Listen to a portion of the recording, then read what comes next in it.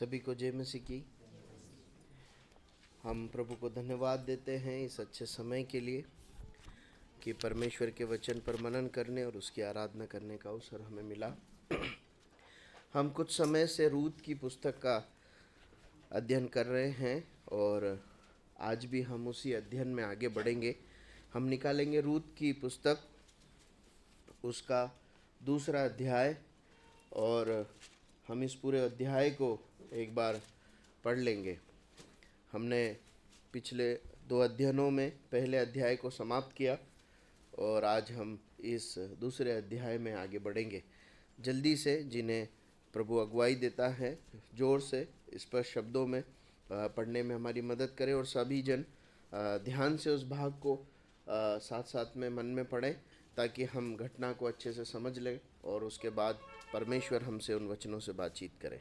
Naomi के पति Elimelech के कुल और में उसका एक बड़ा धनी कुटुंबी था जिसका नाम बोअज था।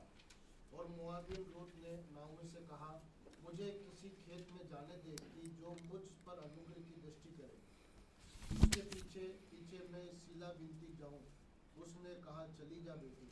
सो वह जाकर एक खेत में लौने वालों के पीछे बिनने लगी, और जिस खेत में वह संयोग से गई थी वह एलीमेलेक के कुटुंबी बोअज का था। और बोअज बेतलेहम से आकर लौने वालों से कहने लगा, यहोवा तुम्हारे संग रहे। और वे उससे बोले, यहोवा तुझे आशीष दे। तब बोअज ने अपने सेवक से जो लेवने वालों के ऊपर ठहराया गया था पूछा, वह किसकी कन्या है? जो सेवक लौने वालों के ऊपर ठहराया गया था उसने उत्तर दिया, वह मोआबिन कन्या है जो नाओमी के संग मोआब देश से आई है। उसने कहा था, मुझे लौने वाले के पीछे पीछे फूलों के बिनने और बाले बटोरने दे। तो वह आई और भोर से अब तक यहीं केवल थोड़ी देर तक घर में रही थी। तब बोअज ने रूत से कहा, हे मेरी बेटी, क्या तू सुनती है? किसी दूसरे के खेत में बिनने को ना जाना, मेरी ही दासियों के संग नहीं रहना। जिस खेत को वे लौती हों उस पर तेरा ध्यान बधा रहे और उन्हीं के पीछे पीछे चला करना। क्या मैंने जवानों को आज्ञा नहीं दी कि वे तुझे तंग ना करें, और जब जब तुझे प्यास लगे तब तब तू बर्तनों के पास जाकर पानी पीना जिसे जवान लोग भरते हैं।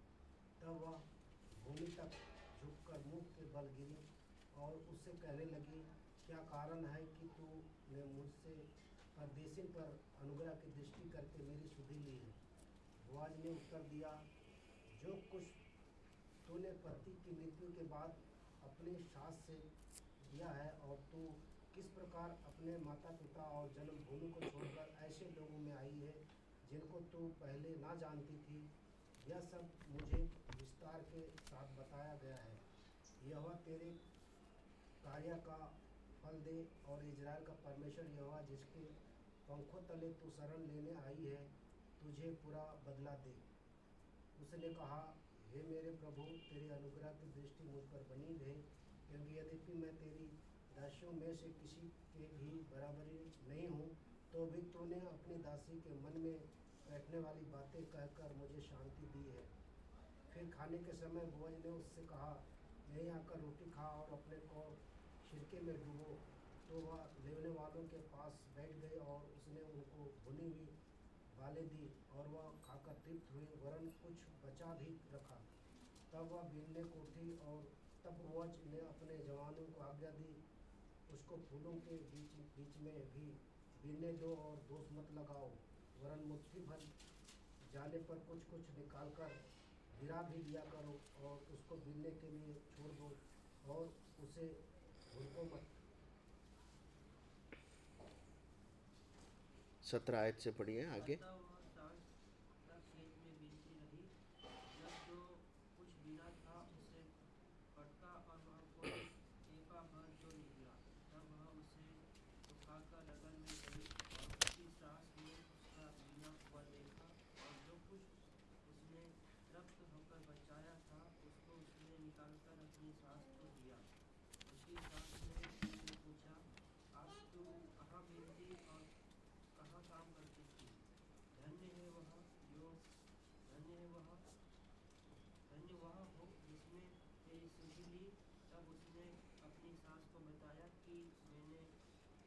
के पास काम किया और कहा, जिस पुरुष के पास मैंने आज काम किया उसका नाम बोअज है। नाओमी ने अपनी बहू से कहा, वह यहोवा की ओर से आशीष पाए, क्योंकि उसने न तो जीवित पर से और न मरे हुए पर से अपनी करुणा हटाई। फिर नाओमी ने उससे कहा, वह पुरुष तो हमारा एक कुटुंबी है, वरन उसमें से है जिसको हमारी भूमि छुड़ाने का अधिकार है। तब रूत मोआबिनी बोली, उसने मुझसे यह भी कहा, जब तक मेरे सेवक मेरी सारी कटनी पूरी न कर चुके तब तक उन्हीं के संग संग लगी रहा। नाओमी ने अपनी बहू रूत से कहा, मेरी बेटी, यह अच्छा भी है कि तू उसी की दासियों के साथ साथ जाया करे, और वे तुझसे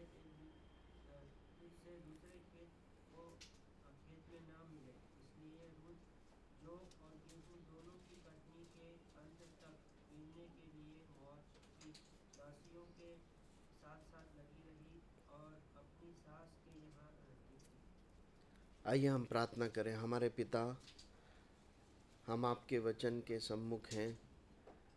हमारे हृदयों के हालात आपके सामने प्रकट है प्रभु।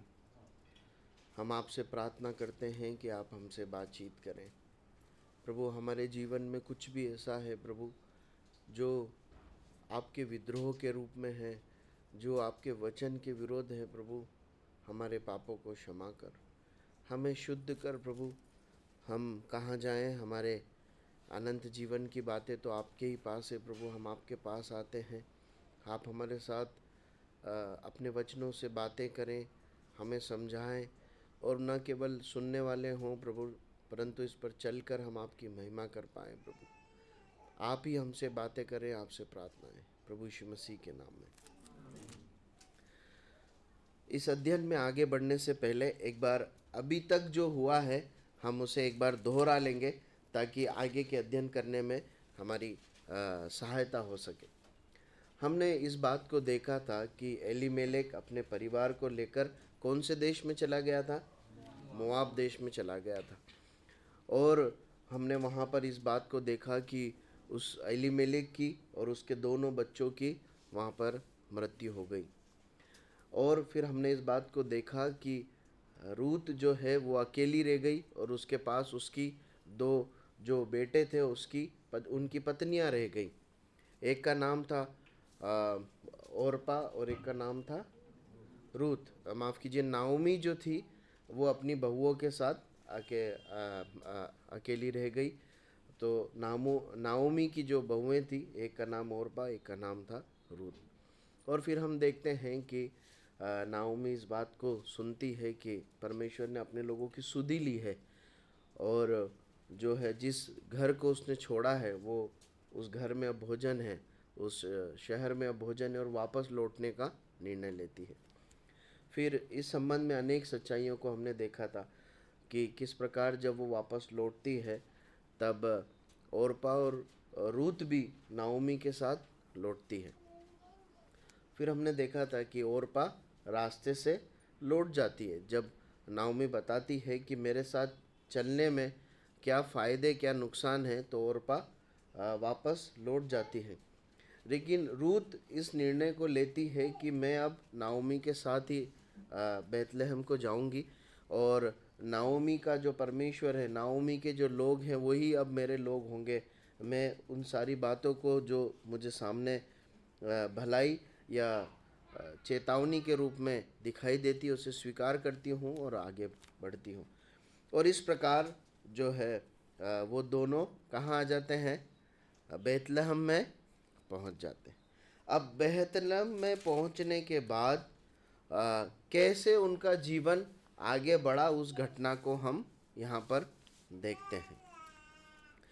देखिए, हमने इस पुस्तक के आरंभ में इस बात को देखा था कि इस पुस्तक का अध्ययन करने का उद्देश्य ये है कि हम इस बात को समझें, या ये पुस्तक हमें इस बात को समझाती है, बताती है कि परमेश्वर के सच्चे भक्तों का आचरण कैसा होता, उनके गुण कैसे होते, और किस प्रकार वो परमेश्वर के प्रति आज्ञाकारिता में अपने जीवन को जीते हैं, इसका एक बहुत अच्छा एक उदाहरण यहाँ पर इस घटना में अलग अलग जो व्यक्तित्व हैं उनमें देखने को मिलता है। और एक और बात हमने देखी थी कि हम साथ में इस बात को भी देखते हैं कि परमेश्वर अपने भक्तों के साथ कैसा व्यवहार करते हैं या कैसे उन्हें चलाते हैं। अब जब हम इस आगे के अध्ययन में बढ़ रहे हैं, जहाँ पर हम देखेंगे कि कैसे रूत और नाओमी अपने जीवन में आगे बढ़े, तो इनका जो अलग अलग परिस्थितियों में जो प्रत्युत्तर है जो ये कर रहे हैं, ये हमें बहुत एक उत्तम आत्मिक पाठों को सिखाता है। देखिए, न केवल उस समय परंतु आज भी ये बात वैसी ही सिद्ध है। जब भी हम अलग अलग दौर से होकर गुजरते हैं, तो अलग अलग परिस्थितियों में जो हमारा प्रत्युत्तर है ना, वो प्रकट करता है कि हम कैसे व्यक्ति हैं। आप समझ रहे हैं? अलग अलग हालातों में हमारा प्रत्युत्तर बताता है हमें कि हम कैसे व्यक्ति हैं। हम आत्मिक हैं, शारीरिक हैं, कौन से क्षेत्र में हम निर्बल हैं, कौन से क्षेत्र में हम बलवान हैं। यहाँ पर हम कुछ बातों का अध्ययन करेंगे। हम इस बात को देखते हैं, इस अध्याय को जिसे हमने पढ़ा एक संक्षिप्त एक कहानी के रूप में हम गढ़ लेंगे, फिर चीज़ों को आगे मनन करेंगे। जब ये वहाँ पहुँचते हैं तो रूत जो है नाओमी को बोलती है कि मुझे अनुमति दें कि मैं जाकर सीला बीनने जाऊँ। अब ये सीला बीनना क्या होता है? गेहूं में गिरा हुआ दाना। हाँ, गेहूं में गिरा, जब फसल काटते हैं तो काट के इकट्ठा करते समय कुछ दाने गिरते भी जाते हैं, तो वो जो गिर जाए उसे मैं बीनूंगी। और नाओमी कहती है ठीक है तुम जाओ। और ये एक संयोग से ऐसा होता है कि वो बोअज के खेत में पहुंचती है। वहाँ पर फिर वो परिश्रम करके मेहनत करके सीला बटोरती है। वहाँ बोअज के साथ उसकी जो वार्तालाप हुई है उसको हम देखते हैं, और बोअज के कुछ चारित्रिक व्यवहार को देखते हैं। फिर जो इकट्ठा करती है वो लाकर अपनी सास नाओमी को न केवल बांटती है पर और कुछ बातों को भी बताती है। पहली बात जो इस भाग में हम सीख सकते हैं वो ये है कि हम रूत को कहीं पर भी शिकायत करते हुए नहीं देखते, है ना। एक परमेश्वर के सच्चे भक्त का एक लक्षण है, एक पहचान है, एक गुण है कि वो चाहे कुछ भी हालात क्यों ना हो, नकारात्मक हालात हो, पसंद ना हालात आने वाले हालात हो, वो शिकायत नहीं करता है, वो कुड़कुड़ाता नहीं, है ना। अब देखिए, इन लोगों ने क्या सुना था कि परमेश्वर ने अपने लोगों की सुधि ली है और अब अन्न है वहाँ पर, है ना। यही था ना समाचार। अब ये आए हैं लौट कर, कहाँ आए हैं? बेतलहम में। बेतलहम नाम का अर्थ क्या होता है? रोटी का घर। अब ये दोनों घर पहुंचे, इनके घर में रोटी है क्या? नहीं है, है ना। अब देखिए, नाओमी तो अपने घर आई है ना, उसकी भावनाएं अलग है, बुजुर्ग है, उसका घर था। लेकिन रूत के लिए एकदम कैसा स्थान है? नया है। और उसका सही मायने में उसका ससुराल है वो, है ना। कुछ नहीं है खाने को, कुड़कुड़ाई क्या? नहीं। शिकायत की क्या? नाओमी को बोली क्या? आपने तो बोला था कि वो रोटी का घर है, आपने तो बोला था कि वहाँ पे अन्न है, ये देखो हम आए हैं, कुछ भी नहीं है यहाँ। वहाँ कम से कम खाने के लिए तो था। उसके बाद हम उसे कठिन परिश्रम करते हुए देखते हैं इस अध्याय में, है ना। लेकिन हम उसे शिकायत करते हुए या कुड़कुड़ाते हुए नहीं देखते। देखिए, इस्राएलियों के जीवन में ना ये एक बात परमेश्वर को बहुत अपसंद करने वाली या परमेश्वर की दृष्टि में एक पाप के रूप में हम उनके इतिहास में पढ़ते हैं। देखिए, कुछ आयतों को पढ़े। निर्गमन की पुस्तक 14 अध्याय 10 से 11 आयत। निर्गमन की पुस्तक 14 अध्याय 10 से 11 आयत। जब फिरौन निकट आया तब इसराइलियों ने आंखें उठाकर क्या देखा कि मिस्री हमारा पीछा किए चले आ रहे हैं। और इसराइली अत्यंत डर गए और चिल्लाकर यहोवा की दुहाई दी। और वे मूसा से कहने लगे, क्या मिस्र में कब्रें न थी जो तू हमको यहाँ वहाँ से मरने के लिए जंगल में ले आया है? तूने हमसे ये क्या किया कि हमको मिस्र से निकाल लाया? अब इसकी 15 अध्याय की 24 आयत को पढ़िए। तब वे यह कहकर मूसा के विरुद्ध बकबक करने लगे कि हम क्या पिए। उसके बाद 16 अध्याय की दूसरी आयत पढ़िए। जंगल में इसराइलियों की सारी मंडली मूसा और हारून के विरुद्ध बकझक करने लगी। देखिए बार बार अगर आप इसराइलियों के इतिहास को देखेंगे ना, तो वो परमेश्वर के विरुद्ध या परमेश्वर के लोगों के जो नेतृत्व परमेश्वर ने उन्हें दिया था उनके विरुद्ध क्या कर रहे हैं, बुड़बुड़ा रहे हैं और शिकायत कर रहे हैं। देखिए बुड़बुड़ाना और शिकायत करना क्या है? हम ये परमेश्वर के सामने अपनी भावनाओं को व्यक्त करना एक अलग बात है ना। अपने मन को उंडलना एक अलग बात है, कुड़कुड़ाना एक अलग बात है। आप समझ रहे हैं? देखिए अय्यूब ने जब सारी बातों से विपदा से होकर वो गुजरा, तो हम पढ़ते हैं कि उसने बुड़बुड़ाया, कुड़कुड़ाया नहीं, लेकिन हम पूरी पुस्तक में उसे अपने हृदय को परमेश्वर के आगे उंडेलते हुए देखते हैं कि नहीं देखते? उसने अपनी भावनाओं को परमेश्वर के आगे व्यक्त किया। वो क्या सोच रहा है, वो क्या भुगत रहा है, ये सब उसने परमेश्वर से कहा, लेकिन उसने कुड़कुड़ाया या शिकायत नहीं की। देखिए जहाँ पर परमेश्वर के विरुद्ध कुड़कुड़ाना और शिकायत है ना, वहाँ पर परमेश्वर के लिए प्रेम नहीं है। अगर आप इसराइलियों के इतिहास को देखेंगे ना, तो आप ये पाएंगे कि उन्हें जो परमेश्वर लेकर चल रहा था उसके प्रति प्रेम नहीं था, परंतु किस बातों से प्रेम था? हमें क्या मिल रहा है, भोजन क्या मिल रहा है, हमें सुरक्षा मिल रही है क्या नहीं मिल रही, हम अपने कंफर्ट में हैं या नहीं हैं। वो बार बार तुलना करते थे, मिस्र में तो हम ऐसे थे, यहाँ उसके बराबर सुख है कि नहीं है, उससे ज़्यादा सुख है तो ठीक है, उससे जरा सा कम है तो क्या है? कुड़कुड़ाना और शिकायत है। प्रियो, परमेश्वर के जो सच्चे लोग होते हैं, जो परमेश्वर से प्यार करते हैं, परमेश्वर पर भरोसा रखते हैं, वो नकारात्मक परिस्थिति में, बुरी हालातों में, कष्ट में, पीड़ा में, निंदा में अपने मन को उंडेलते तो हैं परमेश्वर के आगे, प्रार्थना में चीज़ों को रखते तो हैं, लेकिन परमेश्वर के विरोध में बातें नहीं करते, कुड़कुड़ाते नहीं है, शिकायत नहीं करते, पुरानी बातों से तुलना नहीं करते। प्रभु सहायता करे कि हम भी बिना शिकायत और बिना कुड़कुड़ा कर अलग अलग हालातों में परमेश्वर के पीछे चलने वाले बन सके।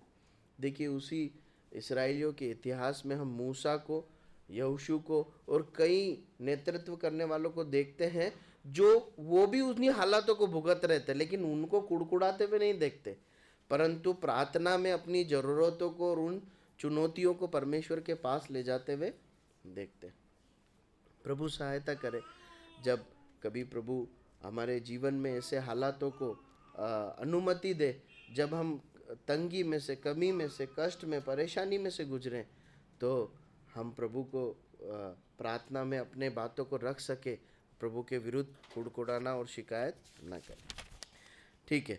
उसके बाद दूसरी बात हम इस भाग में देखते हैं, इस दूसरे अध्याय में, वो ये है कि हम रूत को बहुत एक कठिन परिश्रम करते हुए करने वाली एक स्त्री के रूप में देखते हैं, है ना। देखिए उसकी 2 आयत पढ़िए, क्या लिखा है वहाँ पर। और मोआबिन रूत ने नाओमी से कहा, मुझे किसी खेत में जाने दे कि जो मुझ पर अनुग्रह की दृष्टि करे, उसके पीछे पीछे मैं सिला बिनती जाऊं। अब इसकी 7 आयत पढ़िए। उसने कहा, मुझे लौने वालों के पीछे पीछे फूलों के बीच बिनने और बाले बटोरने दे। तो वह आई और भोर से अब तक यही है कि वह थोड़ी देर तक घर देखिए यहाँ पर हम इस बात को देखते हैं कि रूत कठिन परिश्रम करके क्या करती है, अपने लिए और अपनी सास के लिए भोजन का प्रबंध करती है। और वो कहती है कि मैं क्या करने जाऊं, सीला बिनने जाऊं। और जब बोझ और उसके सेवक का वार्तालाप है तो वो सेवक कहता है कि भोर से अभी तक यही है, केवल थोड़ी देर ही घर में रही है। मतलब वो भोर से अभी तक यहीं पर ही क्या कर रही है, सीला बिन रही है, बहुत परिश्रम करके वो बिन रही। देखिए रूत ने अपनी ज़रूरत की पूर्ति के लिए भीख भीख मांगने का एक ऑप्शन नहीं चुना, है ना। उसने नाओमी से ये नहीं कहा कि कोई रिश्तेदार है क्या जो हमारी मदद कर सकता हो, है ना, हमें उधार दे सकता हो। वहाँ पर हम देखते हैं उसने कठिन परिश्रम करना चुना। प्रियो, जो परमेश्वर के लोग होते हैं ना, जिनके अंदर परमेश्वर का कार्य हुआ है, आप इस बात को उनके जीवन में नोटिस कर पाएंगे कि वो परिश्रम करने वाले हैं। उनके उनके उनके अंदर परिश्रम का एक गुण आप देखेंगे जो रूत में हम देखते हैं। देखिए एक आयत और पढ़ेंगे, रोमियो की पत्री उसका 12 अध्याय और 11 आयत। रोमियो की पत्री 12 अध्याय और उसकी 11 आयत।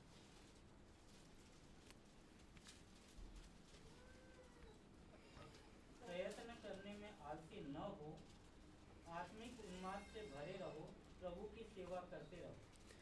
लिखा है प्रयत्न करने में आलसी मत बनो, आत्मिक जोश से उन्माद से भरे रहो और प्रभु की सेवा करते रहो।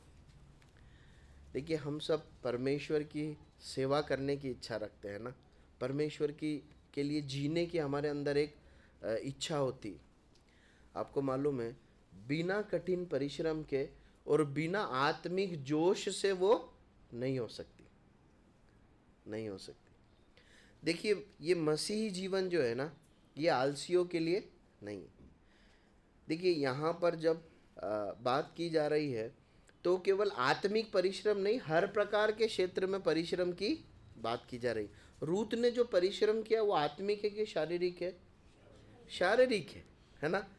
उसने अपनी रोटी कमाने के लिए परिश्रम किया। एक सच्चे विश्वासी को, एक भक्त को न केवल वचन पढ़ने में और कलीसियाई बातों में, परंतु अपने, अगर वो स्टूडेंट है तो उसकी पढ़ाई के क्षेत्र में, अगर वो नौकरी करता है तो नौकरी के क्षेत्र में, और अनेक अनेक जिम्मेदारियां हैं। बहनें हैं अगर नौकरी करती तो नौकरी, घर की जिम्मेदारी है तो घर की जिम्मेदारी में परिश्रमी बनना है। परिश्रमी बनो ऐसा परमेश्वर का वचन सिखाता है। ये एक सच्चे भक्तों के गुण में से एक गुण को हम रूत के अंदर देखते हैं। प्रभु सहायता करे हम अपने जीवन के हर जिम्मेदारी भरे क्षेत्र में, चाहे आत्मिक हो, भौतिक हो, शारीरिक हो, आर्थिक हो, परिश्रमी बन सके। हम आगे देखते हैं। अगली बात हम रूत से ये सीखते हैं कि न केवल उसने अपने लिए परिश्रम किया, परंतु अपनी सास के बदले में भी उसने परिश्रम किया, है ना। देखिए एक आयत को पढ़िए, इसी का दूसरा अध्याय उसकी 17 और 18 आयत। क्या लिखा है, पढ़िए। अतः वह सांझ तक खेत में बिनती रही, तब जो कुछ मिला था उससे फटका, और वहाँ कोई एपा था जो निकला। तब वह उसे उठाकर नगर में गई, और उसके सास ने उसका बिना हुआ देखा, और जो कुछ उसने तृप्त होकर बचाया था उसको उसने निकालकर अपनी सास को दिया। अब देखिए यहाँ पर विवरण है कि रूत ने कितना बटोरा और उसके साथ क्या किया, है ना। तो वहाँ पर लिखा एपा भर जो निकला, जब उसे नापा, जो उसने बटोरा था वो नापा तो वो एपा भर निकला। कितना होता है ये हमें नहीं मालूम, क्योंकि उस समय की भाषा है। पर अगर आप इसको आज के तौल में अगर कन्वर्ट करेंगे तो करीब जो उसने बटोरा, जिसे एपा भर बोला गया है, करीब 22 लीटर्स होता है, 22 लीटर होता है। मतलब करीब करीब अगर आप इसे किलो में बोलें तो 19 से 20 किलो, 20 किलो करीब अनाज उसने सुबह से शाम तक में बटोर लिया। कितने दिन खा सकते हैं? 1 महीने खा सकते हैं, है ना। दोनों जन मिलकर 1 महीने खा सकते हैं। रूत अकेली खाए तो कितने दिन खाएगी? 2 महीने खा लेगी। देखिए, थोड़ा सा बटोर कर अपना काम नहीं चलाया। देखिए उसकी उसकी मनोदशा को देखिए। वो ये भी सोच सकती थी यहाँ आके मुझे फ़ायदा क्या मिला, मुझे नाओमी को भी ढोना पड़ रहा है, उसकी बोझ को भी उठाना पड़ रहा है, लेकिन उसने सहर्ष उस जिम्मेदारी को अपने ऊपर उठाया, है ना। और देखिए उसने इतना सारा बटोरा कि दोनों जन जो है महीने भर लगभग खा सके, है ना। और उसका हृदय देखिए नाओमी के प्रति कि वो बटोरा के अलावा भी कुछ एक हिसाब है छोटी पुड़िया में। क्या करा उसने? दिन में उसको कुछ खाने को मिला था, है ना। देखिए 18 आयत में लिखा, और जो कुछ उसने तृप्त होकर बचाया था, है ना, उसे भुना हुआ जो अनाज खाने को मिला था ना, उसका पेट भर गया तो वो भी छुपा के रखा। कब छुपा के रखा? कौन से खाने में? लंच टाइम में। अभी शाम हो गई है। अब शाम होती तो हमें भूख लगती है ना नाश्ते की, नाश्ते में खा के ख़त्म नहीं कर दिया, परंतु कहाँ ले गई? घर ले गई और सास को दिया, अनाज तो लाई हूँ पर अभी ये जो तैयार है आप इसे खा लीजिए। प्रियो, आत्मिक लोगों के, परमेश्वर के सच्चे भक्तों के गुण है मालूम है क्या? वो अपने लिए परिश्रम नहीं करते, परंतु अपने लिए परिश्रम के साथ साथ वो दूसरों के लिए भी परिश्रम करते, दूसरों की आत्मिक उन्नति के लिए परिश्रम करते हैं, दूसरों की आर्थिक भौतिक उन्नति के लिए परिश्रम करते हैं, वो दूसरों पर खर्च हो जाते हैं। देखिए एक आयत पढ़िए, कुलस्सियों की पत्री 2 अध्याय और उसकी 1 आयत। कुलस्सियों की पत्री 2 अध्याय और उसकी 1 आयत। मैं चाहता हूँ कि तुम जान लो कि तुम्हारे और उनके जो लौदीकिया में है और उन सब के लिए जिन्होंने मेरी शारीरिक मुंह नहीं देखा, मैं कैसा परिश्रम करता हूँ। देखिए यहाँ पर प्रभु का दास लिखता है कि तुम ये जानो, वो किस, वापस पढ़िए एक बार, माफ कीजिए, कुलस्सियों 2:1 वापस पढ़िए।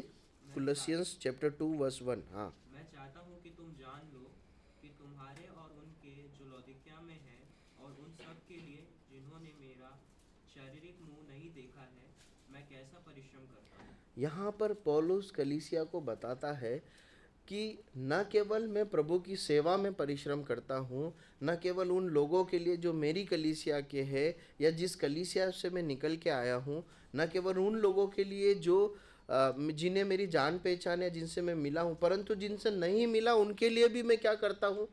कठिन परिश्रम करता हूँ। प्रियो, प्रभु हमें इस गुण से भरे कि न केवल हम अपने लिए पर दूसरों के लिए भी परिश्रम करने वाले हो सके, दूसरों के लिए भी परिश्रम करने वाले हो सके। प्रभु सहायता करे। हम आगे बढ़ते हैं। हम अगली बात, चौथी बात सीखते हैं कि रूत ने अपनी जिम्मेदारी को समझा, उसे उठाया और उसे पूरा किया, है ना। देखिए बेतलहम में पहुंचने तक हम नेतृत्व करते हुए किसे देखते हैं? नाओमी को देखते हैं।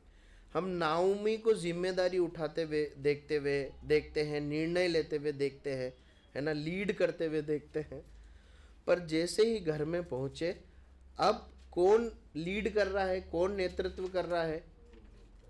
रूत कर रही। नाओमी नहीं बोल रही है बेटा अब आ गए हैं तो जाओ जरा बिन के आओ, या फिर मैं भी चलती हूँ, नहीं। देखिए रूत ने इस जिम्मेदारी को समझा कि मेरी जिम्मेदारी है कि मैं सीला बिनने जाऊं। क्यों? हाँ, क्योंकि घर में जरूरत है और उसको पूरी उस एक जरूरत के लिए सबसे अच्छा व्यक्ति मैं हूं काम करने के लिए, नाओमी क्यों नहीं है? क्योंकि नाओमी कौन है? बूढ़ी है ना, बूढ़ी है। राकेश भाई बता रहे सास है, तो आदर भी एक, आदर का भी एक भाव है और वो बुजुर्ग भी है। तो सबसे जो एक सही कैंडिडेट कौन है? रूथ। रूथ ने समझा ये काम है ना मेरा है, मुझे करना चाहिए, नाओमी मेरी सास को नहीं। इसलिए वो क्या करती है, उस जिम्मेदारी को उठाती है कि मुझे जाने दे। देखिए, जब वो इस जिम्मेदारी को अपने ऊपर ले रही है, तब हम उसके अंदर है ना कुछ अक्खड़पन या उद्दंडता को नहीं देखते हैं ना। वो क्या बोलती है? ऐसा नहीं बोलती है आप बैठो मैं आती हूँ, ऐसा बोला क्या? क्या लिखा है वहाँ पर? उसने नाओमी को बोला कि मैं जाऊँ क्या बिनने, है ना। देखिए कि कैसा एक स्वभाव हम रूथ के अंदर देखते हैं। उसने नाओमी से एक अनुमति मांगी, जिम्मेदारी ली, जो उसके बड़े थे उनसे अनुमति मांगी, फिर गई बिनने और बिना उस जिम्मेदारी को लिया, उठाया, निभाया और पूरा किया। प्रियो, एक बहुत बड़ा पार्ट यहाँ पर रूथ के जीवन से सीखते हैं कि हमें अपनी जिम्मेदारियों को समझना, उसे उठाना और उसे पूरा करना। देखिए, जब हम कलीसिया में हैं, हम सब की अलग अलग जिम्मेदारियाँ हैं, है ना।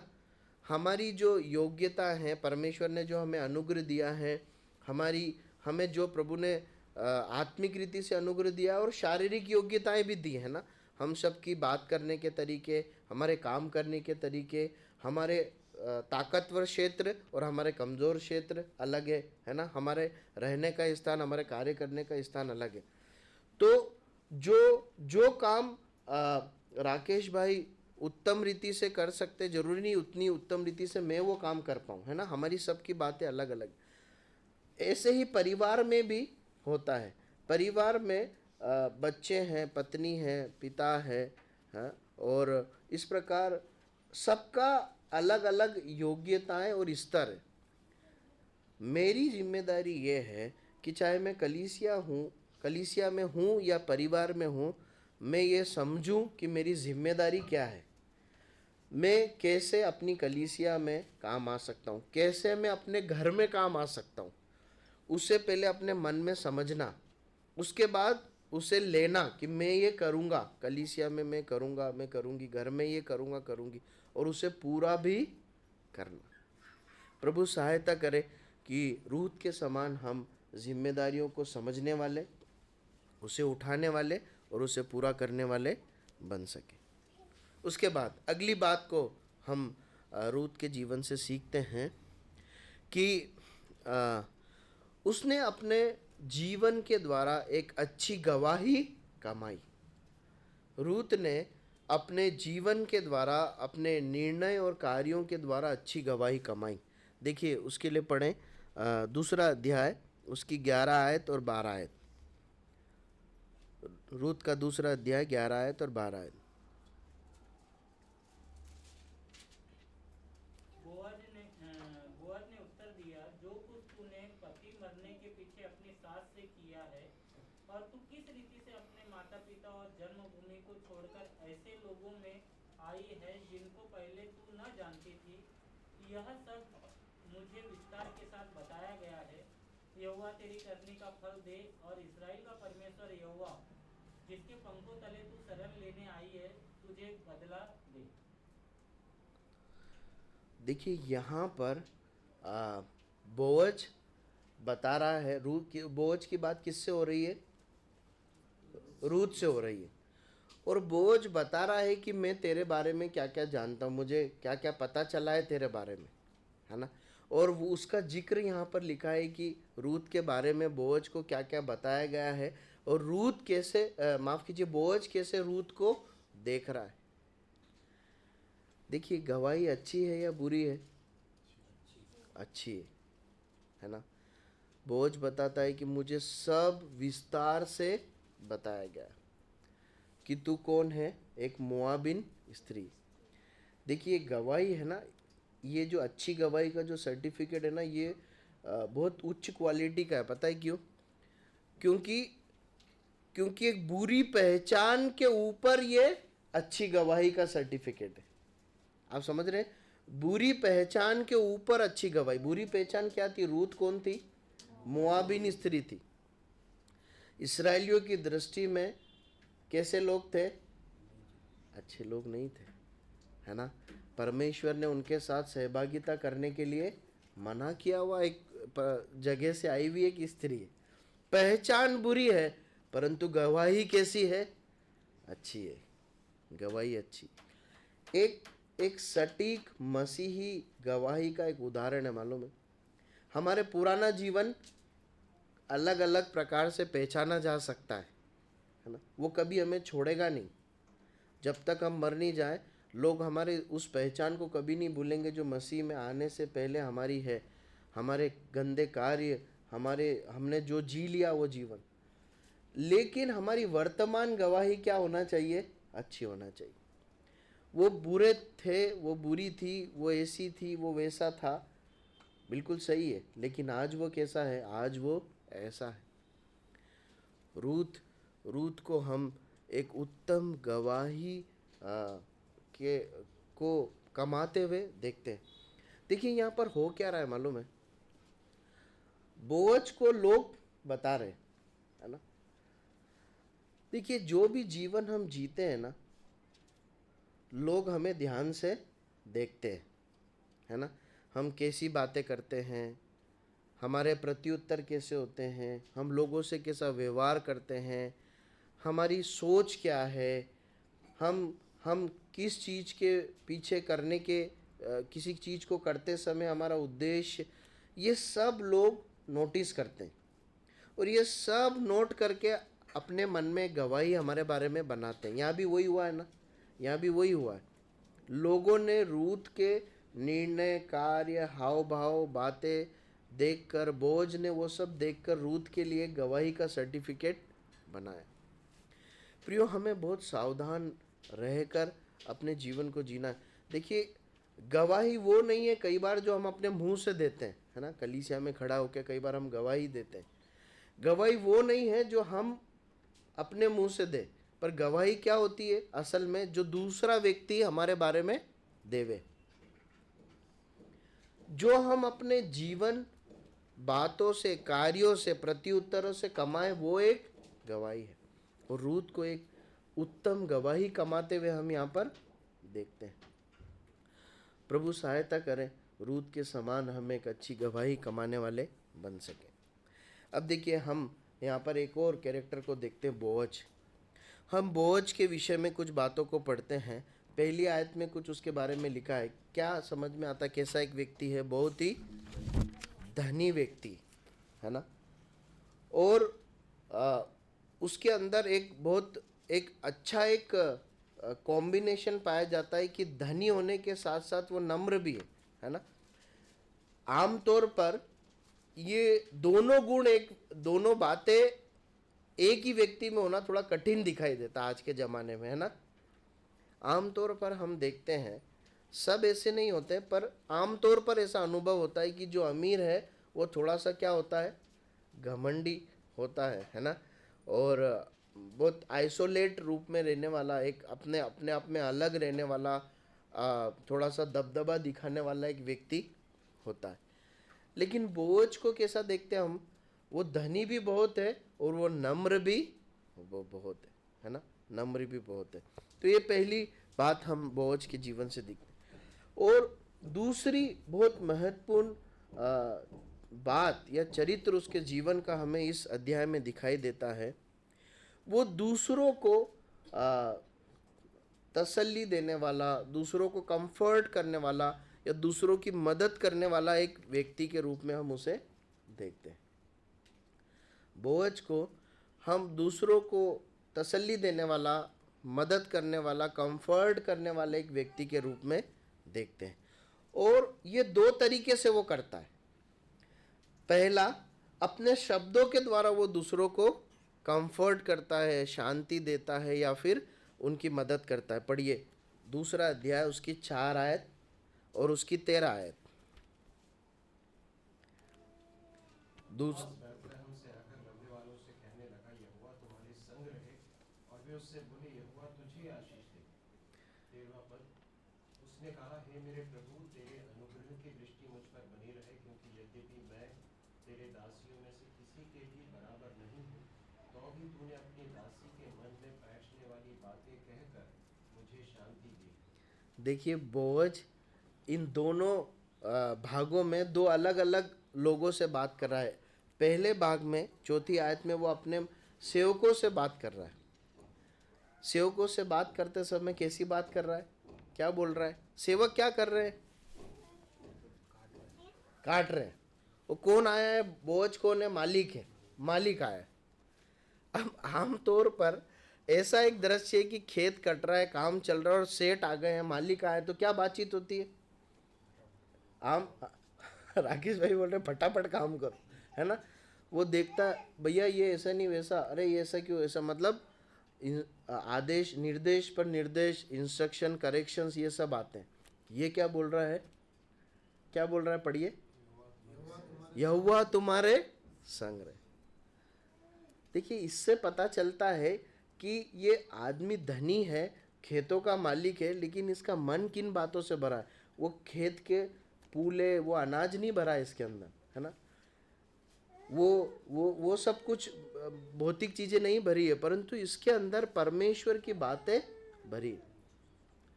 उनको क्या कर रहा है? कंफर्ट कर रहा है। वो अपना काम कर रहे हैं, यहाँ पर वो उसका शारीरिक काम कर रही है, उनसे आत्मिक भाषा में बातें कर कर उन्हें कंफर्ट कर। जब इसने ऐसा जवाब दिया तो उन्होंने भी वैसा ही जवाब पाया। बोझ ने वैसा ही जवाब पाया, है ना, कि प्रभु तुझे आशीष दे। उसके बाद हम दूसरे भाग में देखते हैं कि वो रूत से बातें कर रहा है। रूत और उनकी बात चल रही है, रूत उसको बता रही है। तो जो बातें बोझ ने रूत से की, उसके विषय में रूत कहती है कि तूने मेरे मन में बैठने वाली और मुझे शांति देने वाली बात की। देखिए एक अजनबी व्यक्ति है रूत के लिए। रूत के जाति धर्म का नहीं है, रूत से कभी मिला नहीं है, और जो है उनका अगर सामाजिक माफ़ कीजिए, उनका आर्थिक जो है, अगर उनको दोनों को तुलना की जाए तो कोई मेल नहीं है। ये मालिक है और वो दासी भी नहीं है, फ्री में बिनने आई है ना। और ये बोझ रूत से बातें करता है।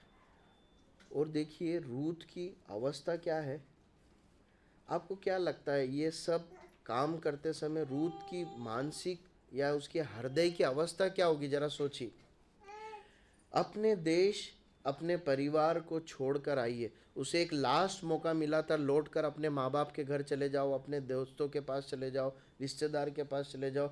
वो सब उसने छोड़ा और नाओमी को चुना, और नाओमी के परमेश्वर को चुना, और वो बेतलहम में आई है। घर में खाने को नहीं है और बिनने निकली है। अब बिनने निकली है मतलब मिला तो मिला, नहीं तो नहीं मिला, और अब वो बिन रही है ना। और ऐसे समय पर एक व्यक्ति आकर उसे क्या देता है? शांति देता है। इस एक बात के बाद आप सोचिए रूत की मानसिक अवस्था कैसी होगी, उसके हृदय की अवस्था कैसी होगी, कि उसका हृदय कितना धन्यवादित होगा परमेश्वर के प्रति, और जो उसने निर्णय लिया करने का, उसमें उसे कितनी बड़ी एक सहायता है कि उस खेत का मालिक क्या कर रहा है? उसे कंफर्ट कर रहा है। तो और कहीं मत बिनने जाना, तो यहीं बिनना। प्रियो, हम शायद पैसे, कार्य और अन्य बातों से कई बार मदद ना कर पाए, परंतु हम शब्दों के द्वारा लोगों को कंफर्ट कर सकते हैं, शांति दे सकते हैं। देखिए हम शब्द के द्वारा या तो किसी व्यक्ति को चोट पहुंचा सकते हैं या उसे शांति दे सकते हैं। देखिए पढ़िए यिर्मयाह की पुस्तक 9 अध्याय और उसकी 8 आयत। यिर्मयाह चैप्टर 9 वर्स 8। यिर्मयाह 9 अध्याय उसकी 8 आयत।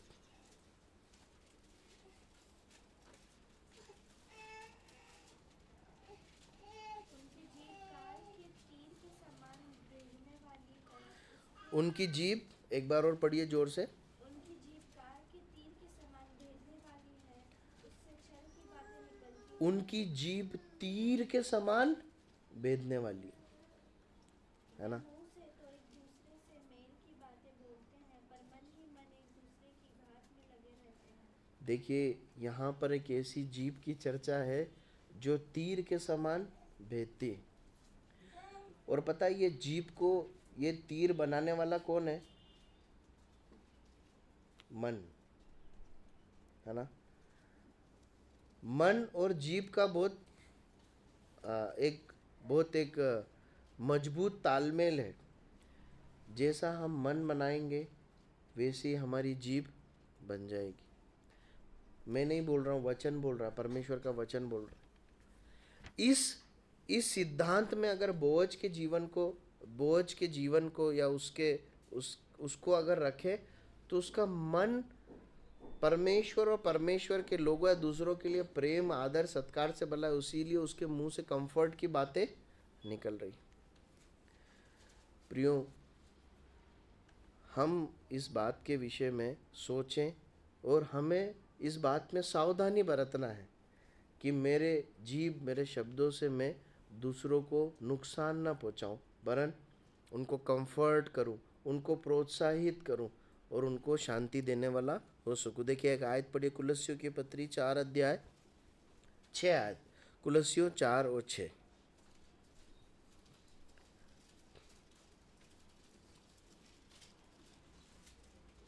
तुम्हारा वचन सदा अनुग्रह सहित और सलोना हो, कि तुम्हें हर मनुष्य को उचित रीति से उत्तर देना है। देखिए वहाँ पर लिखा है कुलस्सियों 4 के 6 में कि हमारे वार्तालाप अनुग्रह और से भरा हुआ सलोना होना चाहिए, है ना। हमें अच्छे से बात करना चाहिए, चाहे कलीसिया में हो, चाहे परिवार में हो, चाहे नौकरी के स्थान पर, हर जगह के लिए ये हम पर लागू होता है। और देखिए यदि हम सलोना और अनुग्रह से सोच समझ कर बात करेंगे तो वहाँ पर लिखा है कि हमें उत्तर देना भी आ जाएगा। आप समझ रहे हैं? देखिए अगर हम जल्दीबाजी में, उतावले होकर, किसी आवेश में आकर बात करते हैं ना, तो ये संभव है कि हम गलत प्रत्युत्तर दें, गलत तरीके से बात करें। परंतु हम थोड़ा सा इंतजार करके, अगर कोई चीज़ हमें समझ पसंद नहीं भी आती तो भी थोड़ा सा धीरज धरकर सोच समझ कर जवाब दें तो क्या होगा, हम सही जवाब भी दे पाएंगे। प्रभु हमारी सहायता करे, हम बोझ के समान अपने शब्दों से दूसरों को शांति देने वाले, कंफर्ट करने वाले बन सके। दूसरी बात, हम बोझ को अपनी भौतिक वस्तुओं द्वारा या आर्थिक चीज़ों के द्वारा मदद करते हुए देखते हैं। दूसरा अध्याय उसकी 8 आयत और 15 से 16 आयत पढ़ी। दूसरा अध्याय 8 आयत 15। जी। हे मेरी बेटी, क्या तू सुनती है? किसी दूसरे के खेत में बिनने को ना जाना, तेरी ही दासियों के संग नहीं रहेगी। 15 और 16 भी पढ़ लीजिए। जब वह बिन्ने को उठी, तब बोआज उसे अपने जवानों को आज्ञा दी, उसके फूलों के बीच बीच में ही बिनने दो और दोष मत लगाओ, वरन मुट्ठी भर जाने पर कुछ कुछ निकाल कर गिरा भी दिया करो, और उसकी बिन्नी के लिए छोड़ दो और उसे फूल दो। देखिए जो हमारे पास है ना, उसमें से जितनी हो सके हमें दूसरे की मदद करना चाहिए, है ना। जितना संभव हो सके उतनी मदद करना चाहिए। बोअज को यहाँ रूत की मदद करते हुए हम देखते हैं। उसने इस बात को जाना कि ये नीड में है ना, ये ज़रूरत में है। उसने उसके परिश्रम का आदर किया, है ना। और आदर के बदले में ऐसा नहीं किया कि एक बोरी दे दी, नहीं। उसने क्या बोला, एक तरीका निकाला ताकि उसको उसके परिश्रम का और अधिक फल मिल सके। आमतौर पर जब ऐसे बिनते हैं तो जो बिनने वाला है उसकी इच्छा रहती है कि ज़्यादा से ज़्यादा बिन पाऊँ और जहाँ बोरे रखे हैं उसके आसपास भी बिन पाऊँ ताकि मुझे ज़्यादा मिले। तो बोझ आज्ञा देता है कि उसे बिनने देना, वो बीच बीच में आकर भी बिने तो बिनने देना, डांट कर भगाना मत, है ना। और थोड़ा बहुत गिरा भी देना ताकि ज़्यादा उसको मिल जाए। प्रियो, प्रभु सहायता करे कि हम दूसरों के लिए अपने धन से या जो कुछ भी प्रभु ने हमें दिया उससे खर्च करने वाले हो सके। हमारे घर दूसरों की ज़रूरतों को पूरा करने के लिए खुले हो सके। देखिए एक आयत को पढ़िए, 1 तीमुथियुस 6 का 18। पहला तीमुथियुस 6:18।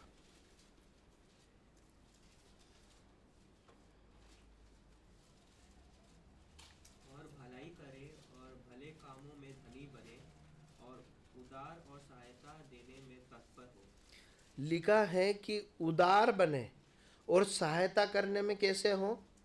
तत्पर हो, है ना। इसका मतलब क्या है कि जब भी सहायता का मौका मिले कैसे करना है? तुरंत कर दो। इससे पहले कि दूसरा कर दे मैं कर दूं, इससे पहले कि कई दिन हो जाए मैं जल्दी से उसकी मदद कर दूं, है ना। जब हम मदद में होते तो हम कैसा चाहते हैं कि मदद कैसे मिले? तुरंत मिले, तुरंत मिले। हमें इसी भाव को दूसरे के लिए भी रखना परमेश्वर का वचन सिखाता है कि जब हमें मदद न पाना हो परंतु मदद करना हो तब भी हमें कैसा करना चाहिए? मदद तुरंत करना चाहिए। प्रभु हमारी सहायता करे कि हम अपने शब्दों और अपने धन और जो कुछ प्रभु ने हमें दिया है उसके द्वारा दूसरों की सेवा कर सकें। हम इस अध्ययन को यहीं समाप्त करते हैं। हम इस अध्याय के अंतिम में देखते हैं कि नाओमी अपने अनुभवों को रूथ अपने अनुभव को जाकर नाओमी के साथ बांटती है और जो है वहाँ पर वो लोग दोनों मिलकर, मतलब नाओमी इस बात को इस बात को समझ पाती है कि जो रूथ ने इतना बटोरा है उसमें बोअज की भलाई है उसके पीछे, और इसलिए नाओमी बोलती है कि अब आगे को तू वहीं बिनना।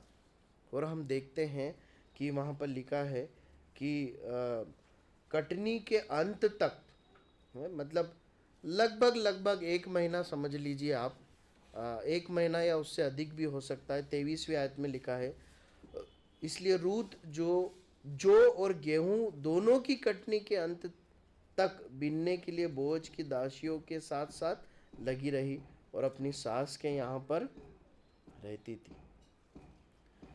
लगभग 1 महीने से अधिक बोल सकते हैं रूथ उस खेत में बीनती रही। प्रभु सहायता करे, इन वचनों के द्वारा प्रभु मेरी और हम सब की सहायता करे कि हम जो सीखा है उसे अपने जीवन में लागू कर सके। प्रभु के नाम की महिमा हो।